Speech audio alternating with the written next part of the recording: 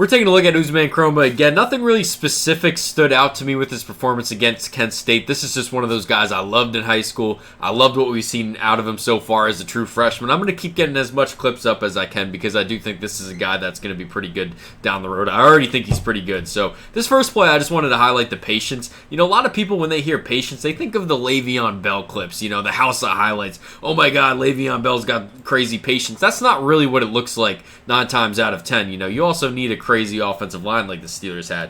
To me, this is the patience that gets me excited. It is so quick that decision happens, right? Just look at how quick it happens, and he just explodes through the hole.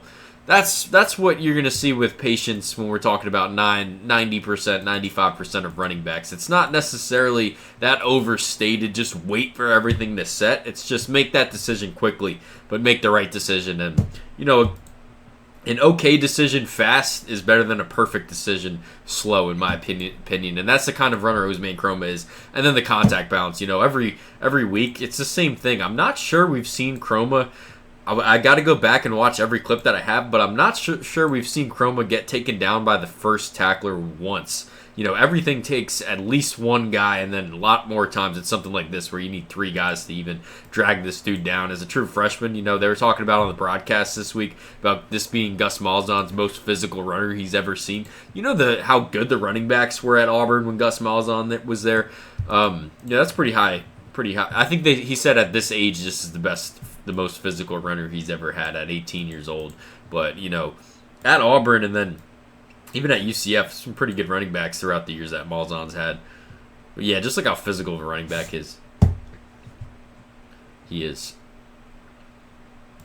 And then here it is again. It's not necessarily the patience, but just the decision making. It just happens so fast. You know, that's really why you see these kids in high school that are so good.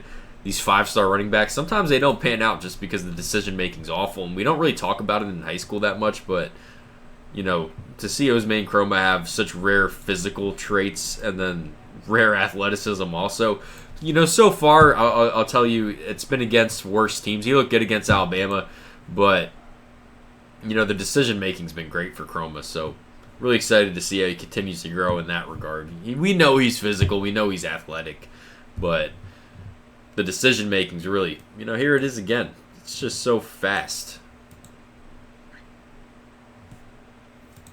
You know, I thought he was going to pitch this back to Kevin Sperry here.